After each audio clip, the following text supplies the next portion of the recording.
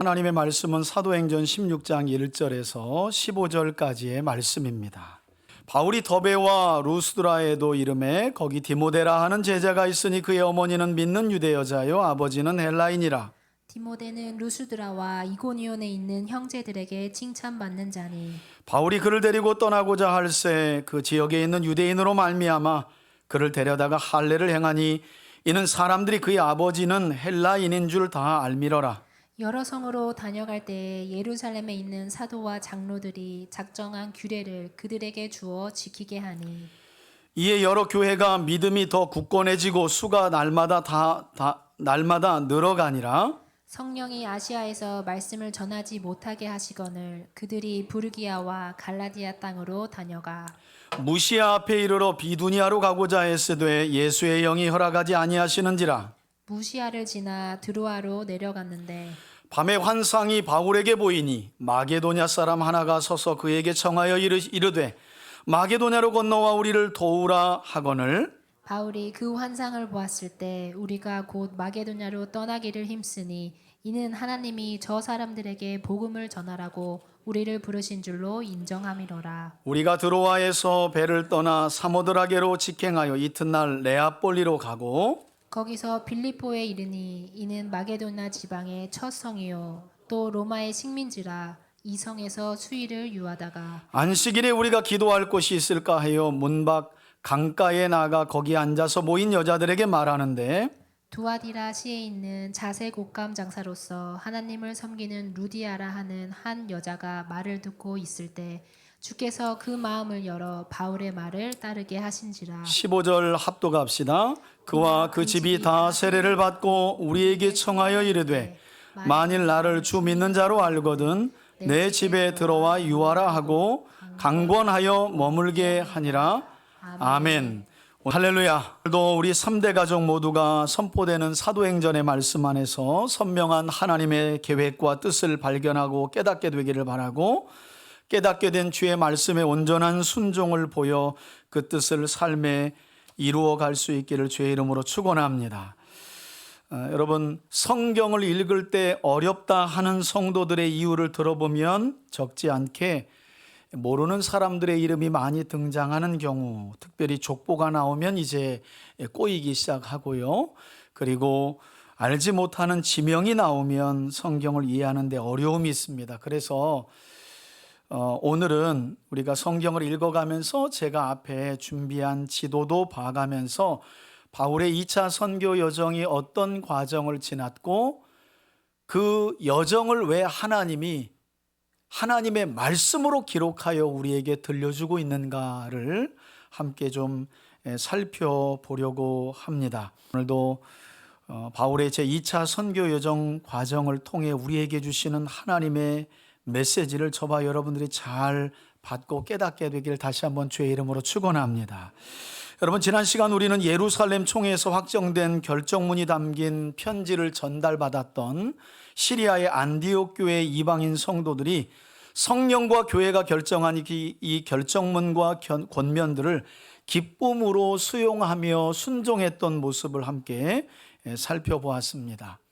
지난주에도 말씀드렸지만 예루살렘 총회의 결정은 예루살렘 교회 지도자들을 중심으로 베드로와 야고보가 의견을 내고 난상 토론이 벌어졌지만 일치된 의견에 성령이 함께 하셨다라고 교회가 합의하였습니다. 놀라운 사실은 이방인 교회였던 시리아의 안디옥 교회 성도들이 그 뜻을 기쁨으로 받아들이고 수용했다는 거예요.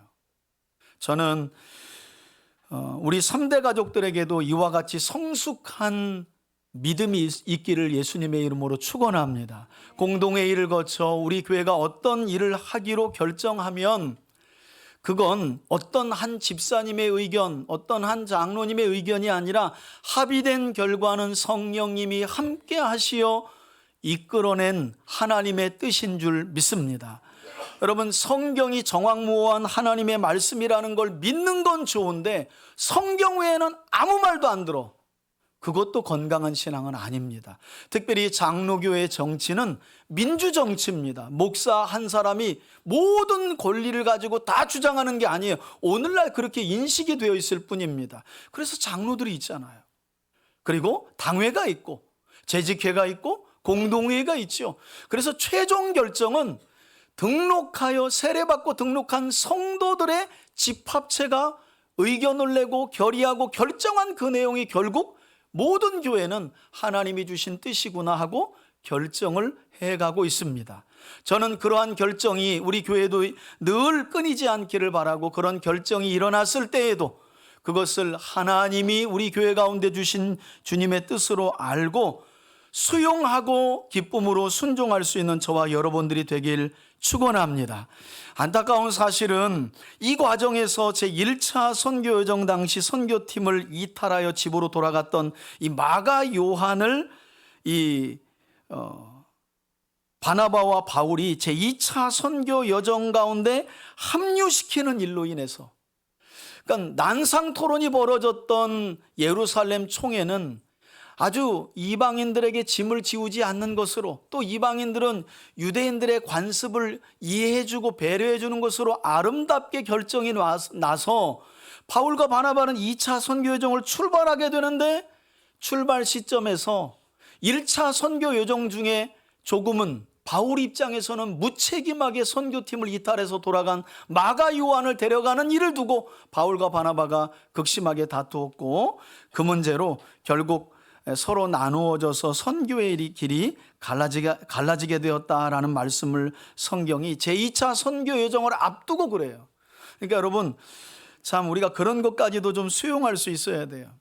하나님의 뜻을 이룬다고 모든 일이 다 일사천리고 형통하지 않습니다. 우여곡절이 있습니다. 사람들과의 의견 충돌도 있고, 예산 문제, 환경 문제. 여러분, 우리가 다 계획하고 선교지 가잖아요. 선교지 가면 상황이 또 달라져요. 그래서 저는 거의 절반만 계획하고 절반은 그냥 현지 사정에 맞추는 것을 선교의 원칙으로, 저 자신은 그렇다는 거예요. 제가 아무리 꼼꼼하게 하고 가는 중에도 문제가 생기고요. 지난번 라오스 팀 우리 선교를 가려고 공항까지 갔는데 라오스 입국 절차가 페이퍼가 아니라 전자문서로 바뀌어졌다는 내용을 제가 보게 된 거예요. 그때부터 등에 식은땀이 쫙 나기 시작하는데, 그 비싼 비행기를 끊고 가는데 입국을 안 시켜주면 우리가 라오스 신학교 사역을 못 하잖아요. 그래서 이런 일이 다 있나. 여행사에서 맡겼으면 여행사에게 욕이라도 하지. 제가 다 주관했잖아요. 그래서 그때서 이제 인터넷을 핸드폰으로 들어가 가지고 한 40분을 제가 이거 한 사람씩 이게 여권, 이름, 영문, 생일 다 집어넣는데 제 이름도 등록이 잘 안 돼. 손이 떨려 가지고. 그러니까 숫자 하나 틀리면 입국이 안 되거든요. 영문 한자가 틀려도 입국이 안 돼요.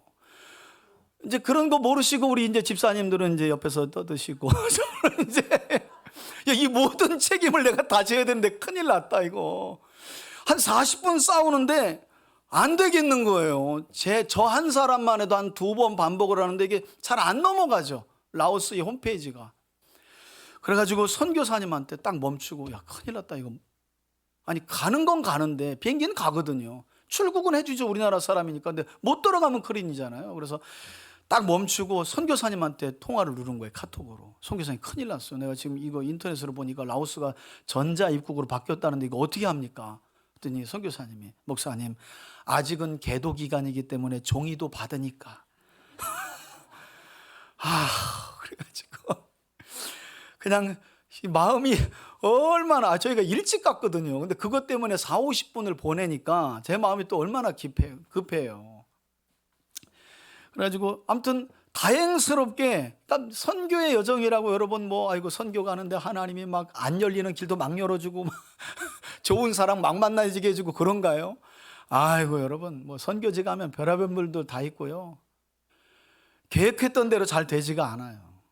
사실 선교지와 전도의 현장뿐만 아니라 우리 삶 전체가 그러지 않나요? 우리 삶 전체가, 그죠? 기도하고 계획하고 뭔가 완벽할 것 같은데 막상 그 일을 진행하려고 하면 사람 간의 문제도 있고, 금전이 우리를 근심하게 할 때도 있고, 생각지 못하고 여의치 못한 사건 사고가 일어나게 되는, 사실 바울의 제2차 선교 여정 시작에 바로 그런 일이 벌어진 겁니다.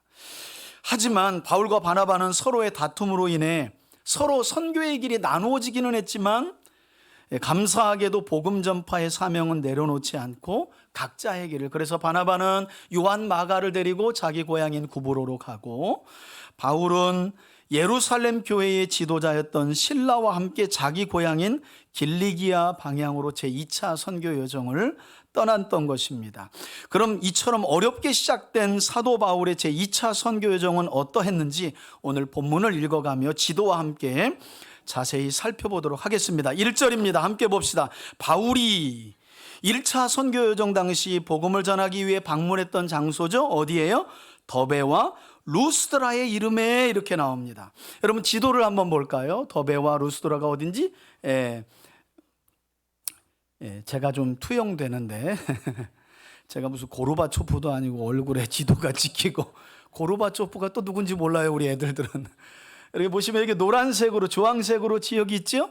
지금 바울은 저 지도에 잘린 맨 오른쪽 아래 저 다소가 바울의 고향입니다. 거기서 지금 원래는 시리아의 안디옥에서 출발해서 길리기아의 다소에서 어디로요? 더베에서 루스드라. 이제 저를 비춰주시면 될 것 같아요. 여기 더베와 루스드라에 이르렀다는 거예요. 여러분 잊어버리셨겠지만 더베와 루스드라는 거꾸로 바울의 1차 선교여정 당시는 루스드라와 더베로 갔다가 거꾸로 더베에서 돌아오는 여정이었거든요. 그런데 이 루스드라에서 어떤 일이 있었냐면, 사도 바울이요, 이 루스드라 지역에 이르렀을 때 태어나면서부터 한 번도 걷지 못했던 다리에 장애를 가진 안진뱅이, 성경의 기록에 따르면 이 안진뱅이를 일으킨 기적을 보였던 곳이 바로 루스드라였습니다.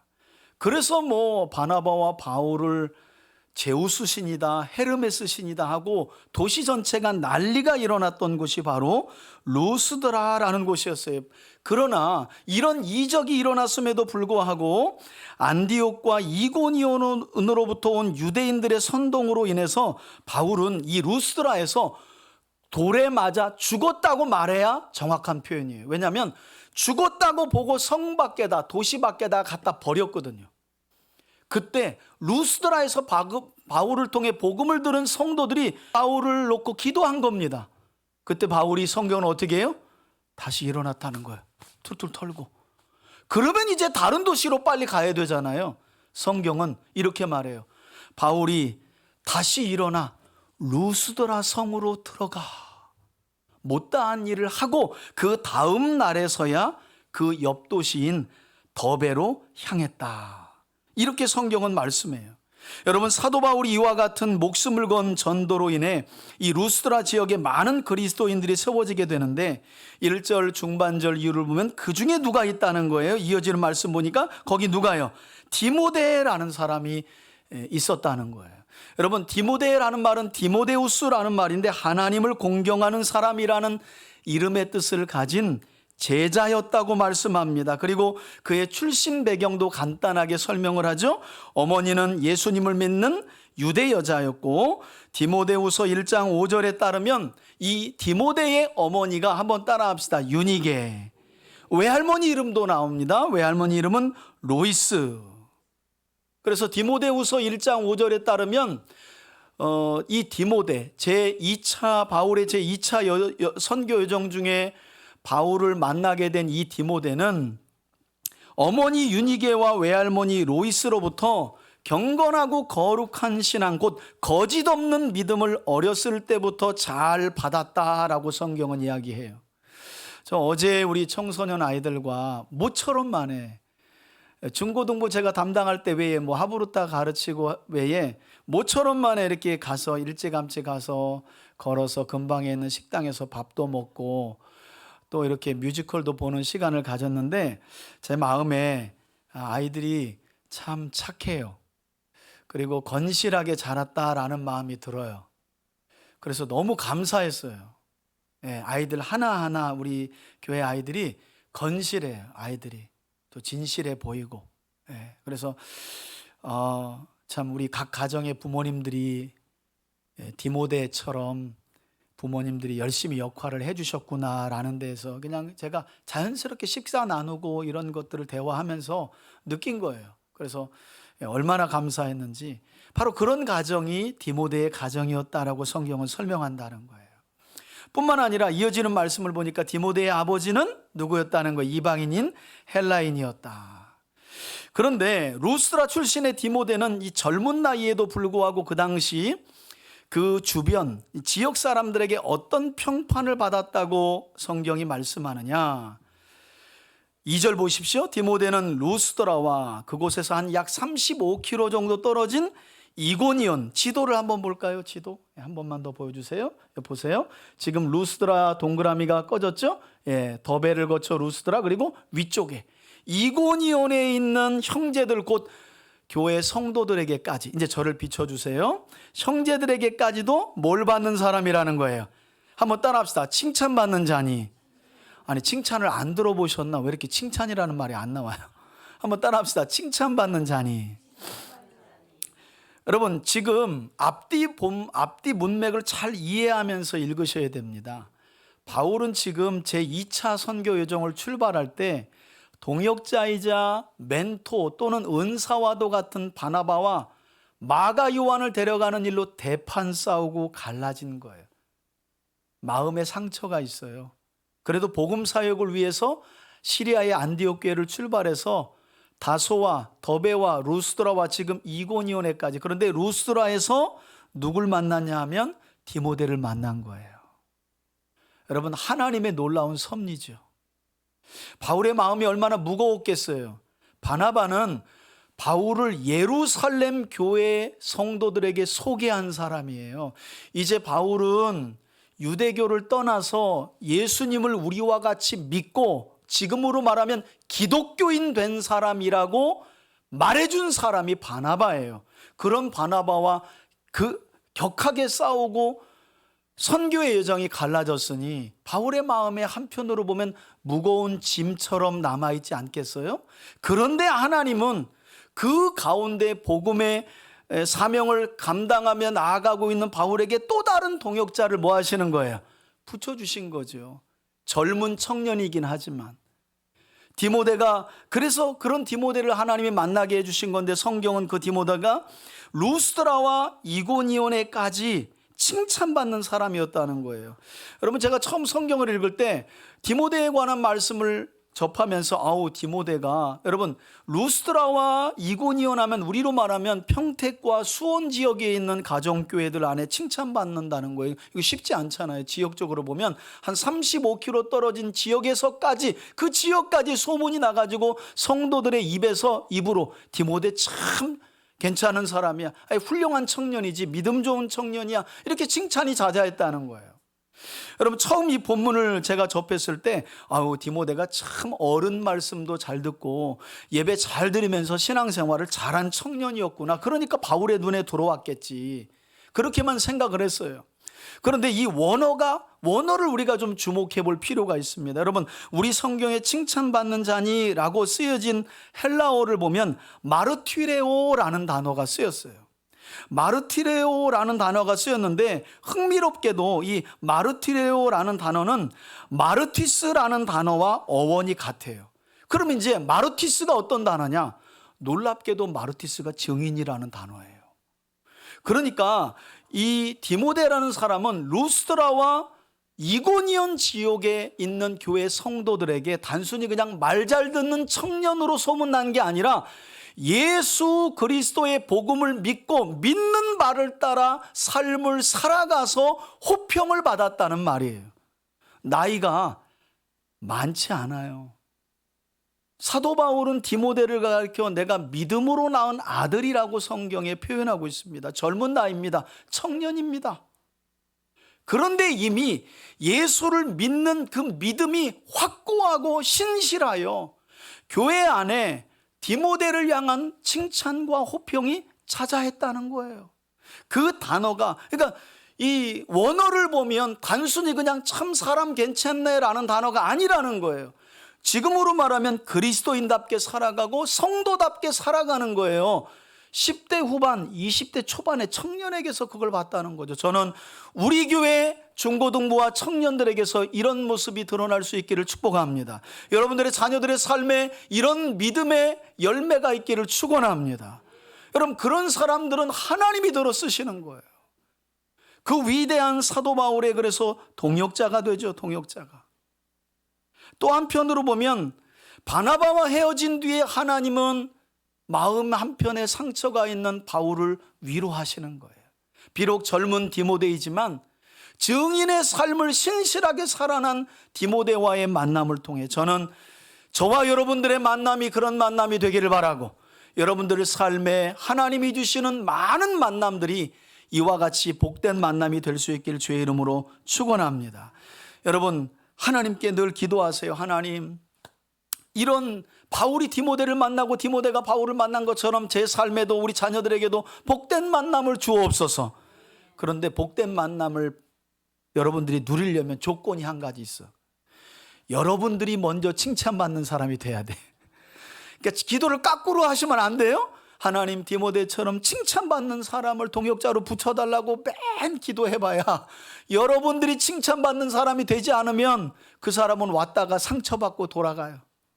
내가 먼저 복음 안에 충만한 삶을 살아가며 신실한 믿음의 삶을 살아가고 주변 사람들부터 증인의 삶을 인정받는, 칭찬받는 삶으로 살아가게 되면 그런 동역자들을 하나님이 만나게 하실 줄 믿습니다. 자, 바울이 이런 디모데를 제2차 선교 여정 중에 합류시키고 출발을 하려 하죠. 그런데 문제가 생깁니다. 3절 보세요. 바울이 그를 데리고 루스드라 지역에서 떠나고자 할새 그 지역에 있는 유대인으로 말미암아 디모데를 데려다가 뭘 행했대요? 할례를 행하니 이는 그 사람들 곧 그 지역에 사는 유대인들이 디모데의 아버지가 이방인인 헬라인인 줄 알았다.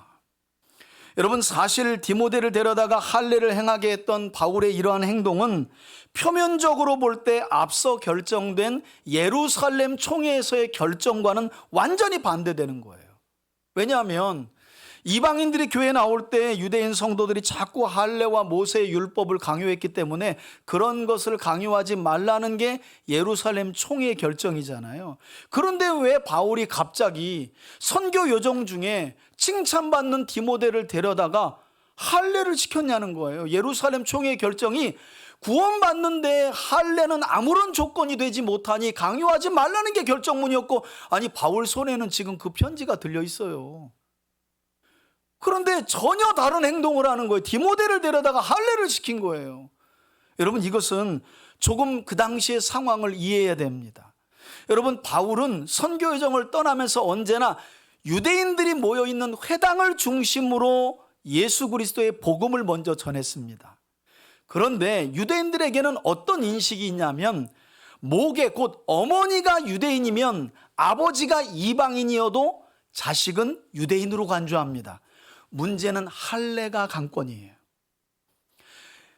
아버지가 이방인이더라도 어머니 모계가 유대인이면 자식은 유대인으로 간주하는데 아들은 난 지 8일 만에 할례를 받아야만 아버지가 이방인이더라도 그 자녀를 유대인으로 인정하는 문화가 있었어요. 그런데 지금 바울이 디모데를 선교팀에 합류하긴 했지만, 이런 디모데의 어머니가 유대인이고 아버지가 이방인이긴 했지만 유대인들이 꺼려하는 상황 가운데 있었던 거예요. 디모데가 아마도 아버지가 적극적으로 반대했던 것 같아요. 이방인 아버지가 할례는 무슨 할례냐, 내가 후손을 보려면, 여러분 남자에게 성기는 중요한 부분이잖아요. 그런데 거기다가 할례를 행한다는 건 이방인으로서 끔찍한 일이니까 아버지가 극구 반대했던 것 같아요. 디모데의 어머니 유니게가 할례를 행하려고 했지만 못하게 한 것 같아. 그런데 바울 입장에서 보면 이제 함께 선교하면서 유대인들에게 복음을 전해야 하는 입장인데 유대인들이 꺼려하는 거예요. 디모데를. 어머니가 모계가 유대인이긴 하지만 할례를 안 받아서 그런 사람하고는 교제 못하지. 그래서 바울이 디모데를 데려다가 어떻게 해요? 할례를 행했다는 말이에요. 여러분, 반대로 바울은 이방인이었던 디도에게는 또 할례를 하지 말라고 말합니다. 그러니까 바울에게 우리가 볼 때는 뭐 바울이 왜 이랬다가 저랬다가 해? 그러는 것 같죠? 그렇지 않다는 거예요. 바울의 목표는 아주 분명했습니다. 복음을 전하는 데 유익하면 할례를 행하고, 복음을 전하는데 유익하면 할례를 행하지 않는 거예요. 그 상황에 따라 목적은 할 수만 있다면 복음을 전파하는데 효과적인 방법으로 가는 거죠. 효과적인 방법으로. 바울의 선교 원리가 그러했다는 것입니다. 복음을 전하는데 유익하기만 하다면, 그래서 여러분 고린도서에 보면 바울이 그런 말씀하죠. 아무쪼록 한 사람이라도 더 얻으려고 나는 율법 많이 이야기하는 사람에게는 율법으로 대하고, 율법 전혀 모르는 사람에게는 율법을 하나도 모르는 사람처럼 대화를 하고, 이걸 이제 어떤 분이 이렇게 얘기하더라고요. 카멜레온식 전도법이다. 그러니까 학식 있는 사람에게는 박사급 용어로 대화를 해줘요. 그리고 가방끈이 짧고 학력이 없는 사람에게는 그 사람이 알아들을 수 있는 수준으로 함께 대화를 하는 거예요. 진짜 전도자죠. 네. 여러분, 저는 바울의 이런 모습을 참 사랑합니다. 그래서 저는 전도 현장을 좋아하는 사람이에요. 뭐 욕하는 사람도 만나서 대화할 의향이 있고요. 그 사람에게 맞춰서, 그러니까 하나님이 이것도 은사예요. 저는 전도 현장에서 막 욕하는 사람도 만나면 제가 또 이 대화하고 얼마든지. 바울은 이처럼 선교와 전도를 하는 목적이 분명했다는 거예요. 그래서 데려다가 디모데에게 할례를 행한 거지, 예루살렘 총회 결정을 사도 바울이 임의로 막 꺾고 하는 게 아니에요. 여러분 주변 사람들에게 여러분이 믿는 예수님이 전해질 수만 있다면 할례의 유무는 중요한 게 아닙니다. 우리 자존심을 좀 세우고 내려놓는 게 뭐가 그렇게 중요해요? 여러분, 밥값 한 번 더 내는 거 뭐가 그렇게 중요합니까? 하나님이 여기까지 살게 하시고 지금까지 다 때를 따라 돕는 은혜로 함께 하셨는데, 여러분, 목적은 복음이 전해지는 거예요. 그럼 내가 좀 낮아도 돼요. 어디 가서 격식 차릴 자리 가선 차려야 되지만, 여러분, 어떤 순간에는요, 자존심 버려야 한다면 그 자존심 버릴 수 있어야 돼요. 어떤 때는 광대가 돼야 할 때도 있어요. 여러분, 제 자녀들하고 막 신앙 얘기하고 막 이럴 때요, 제가 집에 가서도 할렐루야, 나 모여봐라. 여러분, 이러보면 애들 여러분 죽습니다. 손 막혀서. 장난도 치고 애들 눈앞에 하고, 그러면서 진실된 말을 한마디 툭 건네고 신앙의 대화를 또 이어가고. 사도 바울이 그런 점에서는 참 지혜로운 사람이었어요. 여러분, 이렇게 복음 전파의 유익을 위해 디모데를 데려다가 사도 바울은 2차 선교여행을 시작하면서 본격적으로 이제 여행을 감행하는데, 4절 보시겠어요?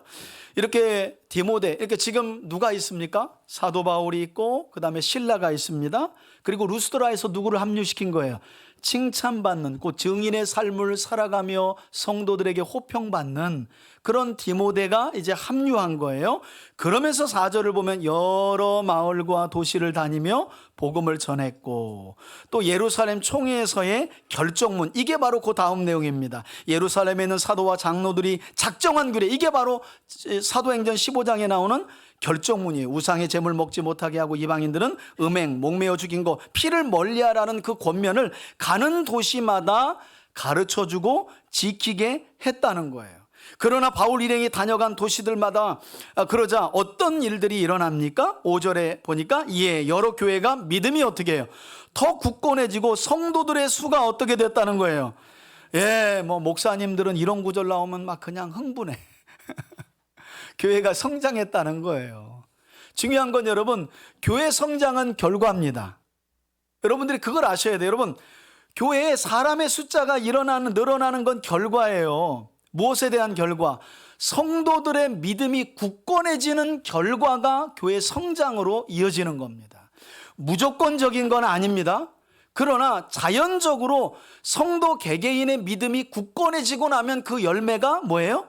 자연스럽게 교회 성장으로 이어진다는 거예요. 여러분, 여기서 우리는 건강한 교회 성장을 위해 한 가지 생각해 볼 것이 있습니다. 성경은 분명히 사도 바울이 다녀간 교회들마다 성도들의 믿음이 굳세지고 성도들의 수가 늘었다고 말씀하죠. 그런데 바울 일행이 한 일이라고는 무슨 바울이 어디 예루살렘에서 전도법 배워가지고 모여보세요. 이 전도 프로그램이 막 끝내줍니다. 이거 한 500만 원만 들여가지고 이 전도 프로그램 하면 성도들의 믿음이 굳세지고 우리 교회 부흥합니다. 이랬나요? 아니요. 예루살렘 총회에서 일어난 결정문. 여러분, 이 결정문의 배경이 뭐예요? 배려였잖아요. 배려. 이방인 성도들은 관습을 따라 오래도록 음식법과 그리고 절기를 지켜온 유대인 성도들을 배려해 주어서 배려해 주고, 거꾸로 유대인 성도들은 이제 막 교회에 온 성도들에게 할례를 행하라고 한다든가 음식을 가려 먹으라고 한다든가 그런 것들을 강요하지 않는, 사실은 배려에 대한 내용을 가르친 거예요. 여러분, 목회하기 쉽지 않습니다. 그렇게 목숨 들여 누군가 전도해서 교회에 와서 제자 훈련 해놓고 결국 교회 떠나는 얘기를 하면 누군가에게 상처받았다는 거예요. 어떻게 그렇게 말할 수 있냐는 거예요. 어떻게 그렇게 행동할 수 있냐는 거예요. 하나님께 상처받은 건 일도 없어요. 예수님께 상처받은 내용은 일도 없어요. 누군가래요, 누군가. 그게 어디로부터 나오는 거예요? 배려죠, 배려. 예루살렘 총회 결정문이라는 게 우상에게 바쳐진 거, 이방인들은 유대인들 성도들 앞에서 먹지 마세요. 음행을 삼가하세요. 피 먹지 마세요. 피째 먹지 마세요. 목매어 죽인 거 먹지 마세요라는 건 표면적으로 드러난 문구이고, 본질은 서로 교회 공동체 안에서 다른 지체들 간에 뭐 해주라는 거예요? 배려해 주라는 이유였어요.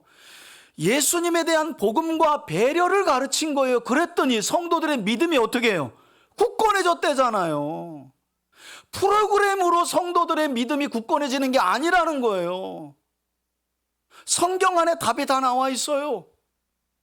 그리스도의 사랑으로 충만하면 자꾸 내가 경험한 것 가지고 이제 막 교회에 온 사람에게 당신도 이거 경험해야 믿음이 좋은 겁니다라고 강요 안 해요. 하나님이 자연스럽게 인도하도록 그냥 잘 이끄는 거죠. 도와주고.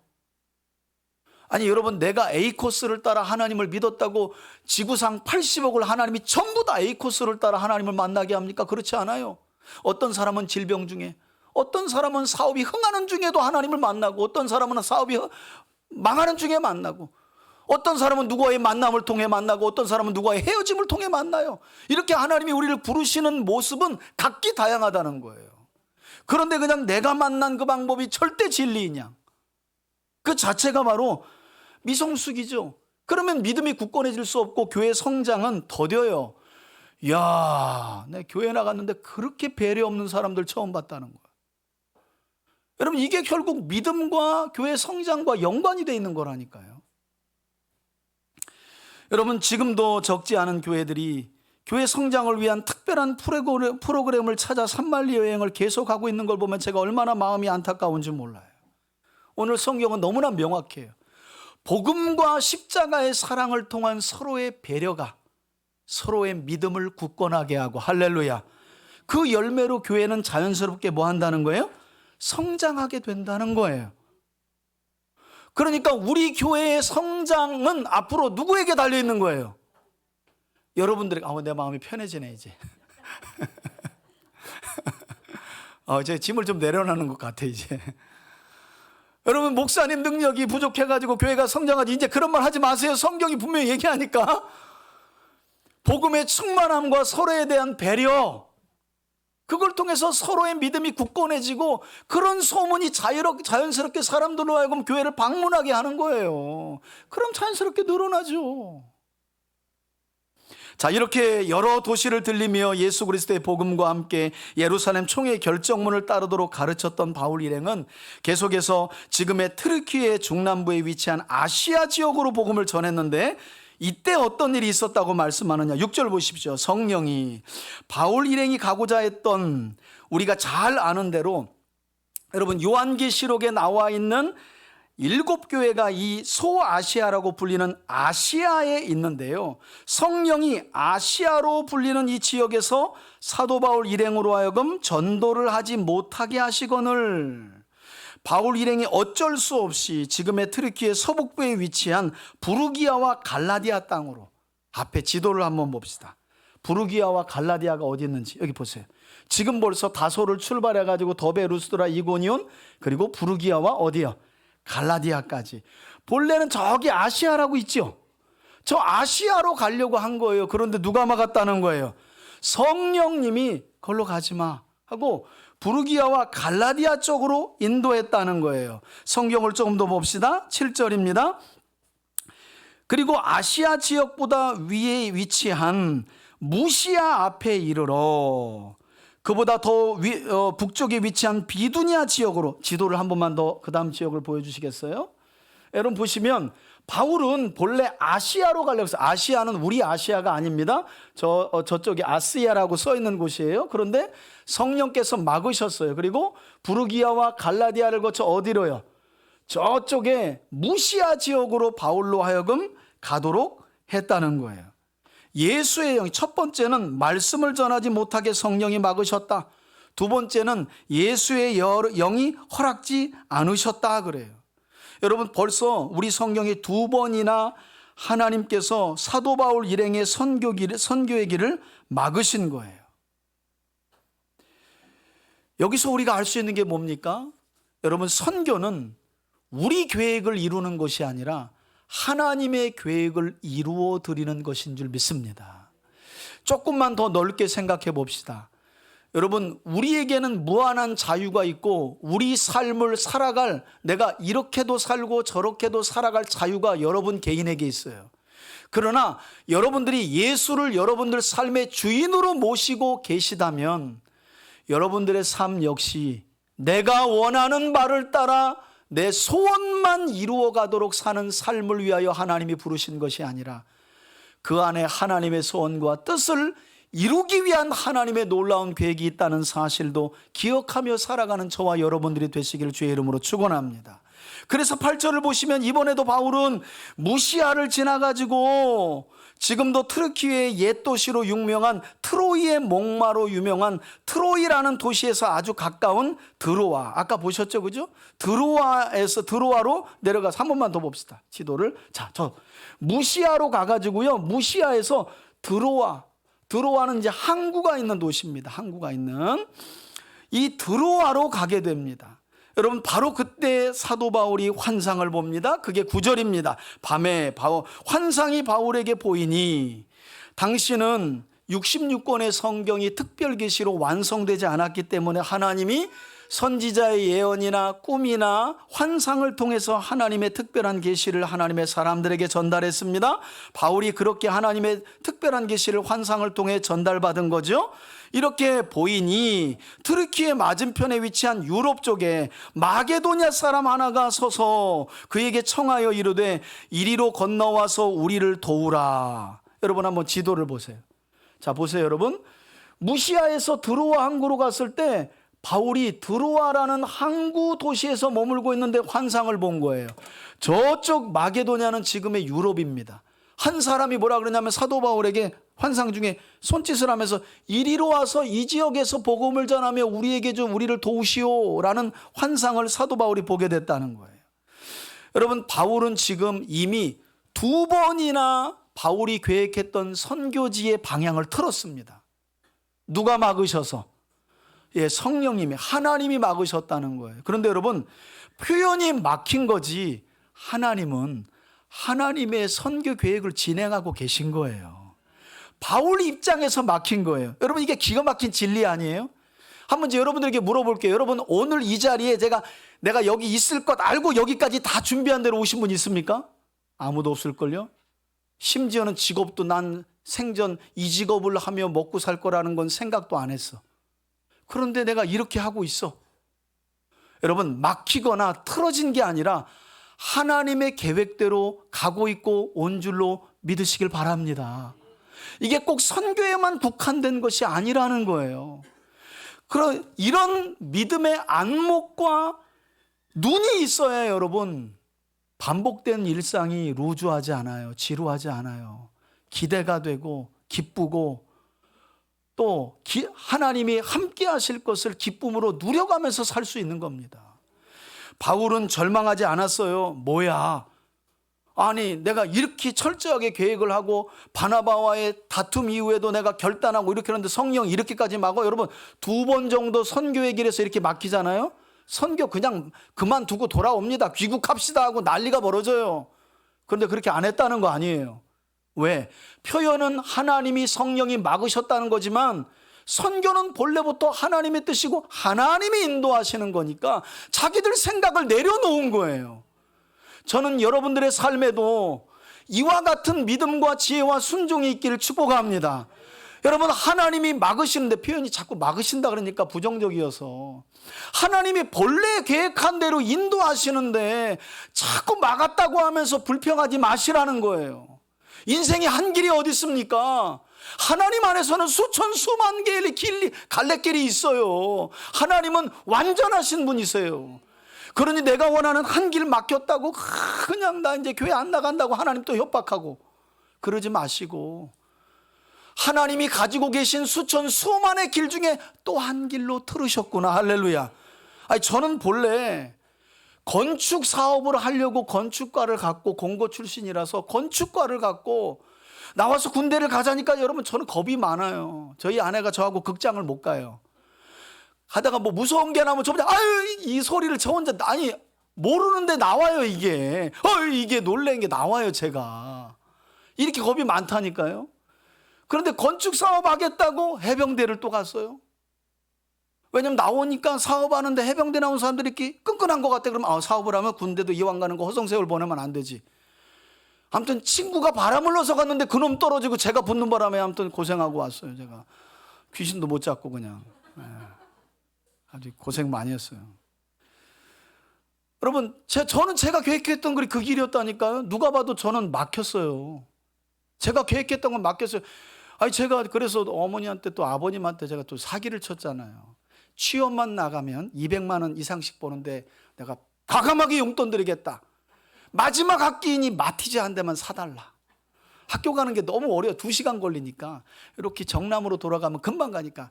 그래서 부모님이 빚을 내서 또 사줬어요. 그런데 신학교로 날라버렸네. 아버님이 머리 싸매고 와, 저 사기꾼 이래가면서. 누가 봐도 제 인생은 막히고, 바울은 2번이나 막혀. 저는 다 막혔어. 근데 여기 와 있잖아요. 막힌 길이에요? 확 뚫린 길이에요? 저는 아우토반이에요. 아우토반. 저는 제가 진짜로 여기 설 수 없는 사람이에요. 여러분, 의심도 많죠. 공부도 잘 못하죠. 암기머리는 좀 있는데 저는 공부를 좋아하지도 않아요. 그래서 수학 잘하는 우리 집사람을 보면 약간 열등감이 있어. 근데 뭐 열등감이 있으나 성경은 내가 더 잘하니까. 각자의 뭐 잘하는 게 있는 거 아니에요. 근데 저는 오히려 감사하지. 수학 쪽에 약하니까 아내의 도움을 받고, 좀 논리적인 거나 이성적인 게 있으면 저는 좀 감정적이니까 아내에게 항상 자문을 구해요. 그럼 아주 차갑게 냉정하게 내 편 일도 안 듣고. 감사하죠. 뭐 누가 봐도 막힌 거라니까요. 여러분, 우리 인생길이 그래요. 근데 어디 막혔냐고. 주 안에서 막힘은 없어요. 하나님이 계획하신 대로 온 거예요. 여러분, 오늘 이 자리도 그런 자리인 줄 믿습니다.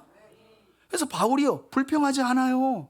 여러분 10절 보세요. 바울이 그 환상을 봤을 때 자신은 아시아 쪽으로 내려가고 뭐 부르기아 쪽으로 가려고 했는데 유럽 쪽에서 오라는 환상, 하나님의 뜻을 보니까 결국에는 우리가 곧 마게도냐로 떠나기를 힘쓰니 자기 생각을 내려놓은 거예요. 이는 하나님이 저 유럽 사람들에게도 복음을 전하라고 그들을, 곧 바울 선교팀을 부르신 줄 그때서야 뭐 했다는 거예요? 인정했다는 거예요. 여러분, 환상 보자마자 아멘하고 엎드려가지고 유럽으로 복음 전하러 가겠습니다 한 게 아니에요. 몇 날 며칠을 숙고했어요. 우리가 본 환상이 진짜 하나님의 뜻이냐. 이거 아무리 봐도 유럽은 처음 가고 위험한데, 이 아시아에서 복음을 전하기에도 바쁜데 유럽까지 가는 게 이 환상이 과연 하나님의 뜻이 맞냐? 그런데 맞다는 거예요. 여러분, 그 당시는 복음을 전한 교회를 돌아보는 게 하나님의 계획이 아니라 아직도 전도되지 못한 지역으로 가는 게 하나님의 뜻이었기 때문이에요. 바울은 복음이 전해진 곳을 돌며 양육하길 원했어요. 그래서 아시아로 자꾸 가려고 한 거예요. 그런데 하나님은 노예요. 복음이 아직 전파되지 못한 마게도니아 지역으로 와라 하고 명확한 사인을 보여주셨고 그걸 인정한 거예요. 여러분, 저는 여러분들 안에 어떤 고민과 갈등 때문에 이 시간 고민하는지 모르겠지만 하나님의 뜻으로 어떤 뜻이 여겨진다면 인정하고 순종할 수 있길 바랍니다. 그리고 내려놓을 게 있다면 내려놓으세요. 그때 하나님이 진짜 주장하시고 역사해 주세요. 인정하시라는 거예요. 자꾸 인정 안 돼가지고 고민하고 싸우고 씨름하고 또 기도 안 돼. 뭘 기도해요? 말 안 들으려고 싸우는 거지. 분명한 하나님의 뜻은 인정하면 끝나는 거예요. 저는요, 조금은 감정적인데 그건 잘해요. 인정하는 거. 조금 지나서 그렇다면 제가 돌아보니까 자존심은 제 삶에 1도 도움이 안 돼. 제가 늘 성경 강좌할 때도 제 지론이 그거예요.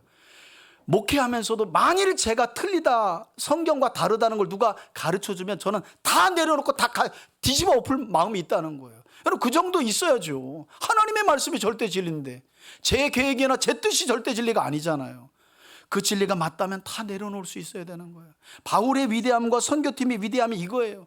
이들이 여러분 그 환상 보고 기도 안 해봤겠어요? 진짜 누군가 본 이 환상 이거 진짜입니까? 선생님 아니면 어떡합니까? 유럽은 한 번도 안 가봤습니다. 그래도 이미 전도한 아시아 지역으로 가는 게 낫지 않겠습니까? 별의별 말들이 다 있었을 거예요. 그런데 기도하고 합의하여 인정했다는 거예요. 인정했다는 거예요. 자, 11절 보세요. 11절 그러면서 시작하는 내용이 뭐예요? 우리가. 여러분 10절에서도 우리가가 나왔죠. 그리고 11절의 시작이 뭐예요? 우리가. 여러분 누가복음에 이어서 사도행전은 의사 누가가, 특별히 사도행전은 바울을 변론하기 위하여, 데오빌로에게 바울을 변론하기 위하여 기록한 말씀이 사도행전입니다. 그러니까 이때 여러분 놀랍게도 의사 누가가 사도 바울을 만나요. 아마도 드로아 지역으로, 무시아나 드로아 지역으로 보여요. 이때 의사 누가가 이때는 나도 있었습니다라고 말하면서 우리가 이해하기 쉽게 나 의사 누가는 이렇게 하면 좋은데 우리가라고 표현해. 나도 그 자리에 있었습니다. 그러니까 이때부터는 누가 함께한 거예요? 의사 누가가 사도 바울 일행에 함께한 거예요. 자, 여러분 이렇게 바울과 실라 그리고 벌써 디모데 그 다음에 누가 함께한 거예요? 의사 누가가 이제 여기서부터 함께하네요. 마게도냐로 넘어가기 위해 어디로 갑니까? 그들은 드로아에서 배를 타고 유럽으로 넘어가는 길목에 위치한 사모드르게, 이게 섬인데요, 그 섬을 직행하여 이튿날 항구가 있는 네아폴리. 한번 보세요. 어디까지 갔나? 아까 이미 봤지만, 자, 저 보세요. 무시아의 드로아 지역에서 어디까지요? 배를 타고 네아폴리, 항구가 있는 네아폴리까지 간 거예요. 여러분 저 드로아에서 네아폴리 빌립보까지는 순풍이 불어야 이틀입니다. 근데 우리 성경은 정확하게 이틀이라고 표현해요. 본래 이틀 만에 못 가요. 한 닷새는 걸려요. 그런데 하나님의 뜻이 얼마나 분명하면 순종한 사도 바울이 순종하여 유럽으로 딱 가기로 마음먹고 배를 타니까 하나님이 그냥 후 하고 바람을 불어준 거예요. 그래서 딱 이틀 만에 도착을 했다는 거예요. 원래는 한 닷새 정도 걸리는데. 자, 보세요. 12절 거기서 네아폴리 항구에 도착했습니다. 그리고 육로를 통해 마침내 어디에 이르러요? 빌립보에 이르니 이는 마게도냐 지방의 첫 성, 으뜸 가는 도시라는 말입니다. 큰 도시라는 말입니다. 또 그곳은 당시 로마의 식민지였다. 바울 일행이 이 성에서 수일을 유하다가 안식일을 맞아서 어떤 장소를 찾았다고요? 기도 장소를 찾은 겁니다. 뭐 여러 이야기가 있지만 필리포 지역에 마땅한 회당이 없었던 것 같아요. 그래서 기도처를 찾는데 유대인들은 여러분 회당이 없으면 물이 흐르는 곳을 찾아서 항상 기도하는 습관이 있어요. 왜냐하면 물이 흐르는 곳 이코로 하나님의 은혜가 있다라는 게 유대인들의 관습입니다. 그래서 물이 흐르는 곳으로 갔는데 거기 누가 있었냐? 문밖 강가에 나가 거기 앉아 모인 여자들에게 바울이 복음을 전했겠죠. 그런데 그때 누가 있어요? 14절에 보니까 두아디라 시에 있는 상당히 고가로 알려진 자주색 옷감 장사로서 마침 그곳에 누가요? 하나님을 섬기는 루디아라고 하는 한 여자가 바울의 말을 듣고 있을 때 하나님이 어떻게 역사하셨다는 거예요. 이 자주장사 루디아의 마음을 열어 바울이 전하는 복음을 듣고 회심하여 예수를 믿게 하신 거예요. 여러분 루디아는 이방인입니다. 자주장사라는 말은 여러분 그 당시에 자주색 옷감은 귀족과 왕족만 입어요.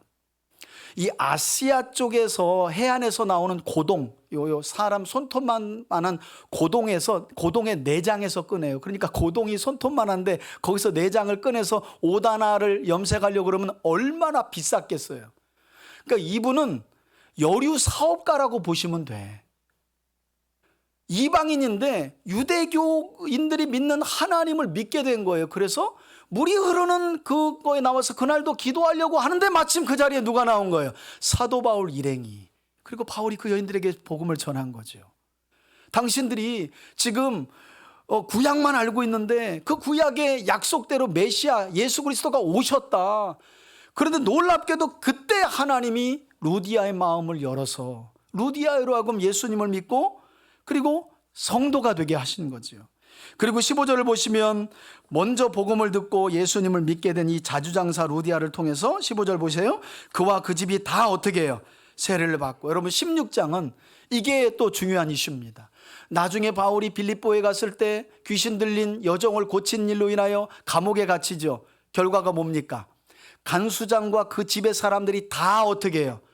예수를 믿고 세례를 받아요. 저는 여러분 이제 저를 보십시오. 여러분들의 가정과 여러분들을 통해서 주 예수를 믿는 여러분들을 통해서 여러분들의 가족 모두가 구원에 이를 수 있기를 축복합니다. 주 예수를 믿으라. 그리하면 너와 내 집에 구원을 주시리라. 이게 하나님의 분명한 약속인 줄 믿습니다. 놀랍게도 사도행전 16장에는 이렇게 2번이나 강조됩니다.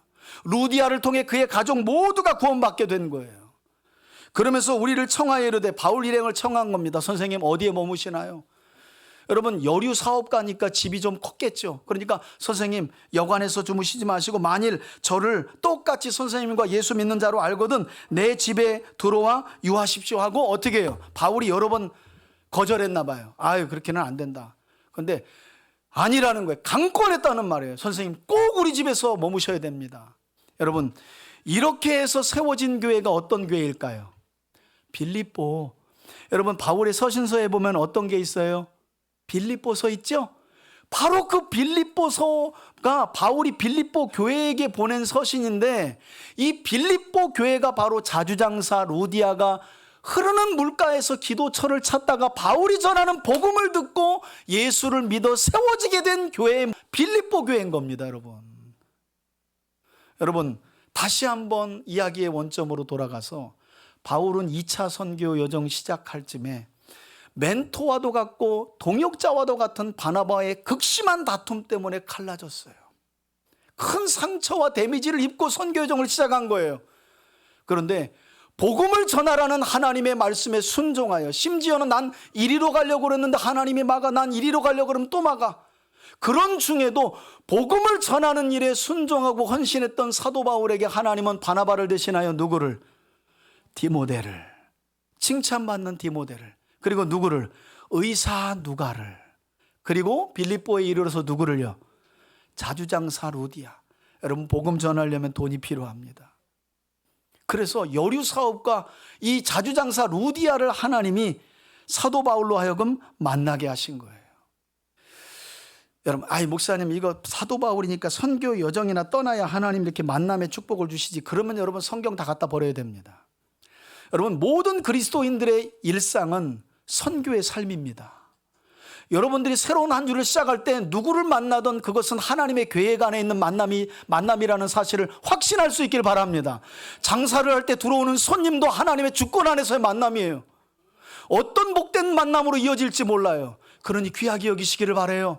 누구하고 헤어졌다고 그 상처에 머물러 가지고 그 사람 험담하고 이런 데 에너지 쏟지 마세요. 하나님은 이미 새로운 길을 출발시키셨습니다. 그리고 그 길 위에 칭찬받는 디모데를 예비하셨어요. 그 길 위에 의료로 바울의 건강을 도울 만한 의사 누가를 예비하셨어요. 그리고 물질로 후원할 자주장사 루디아를 예비하셨어요. 이게 복음을 위한 삶의 길을 걸어가는 그 길 위에서 하나님이 만나게 하시는 복된 만남의 축복인 줄 믿습니다. 제일 먼저는 이 자리에 있는 우리의 만남이죠. 할렐루야. 인상은 왜 쓰시는 거예요?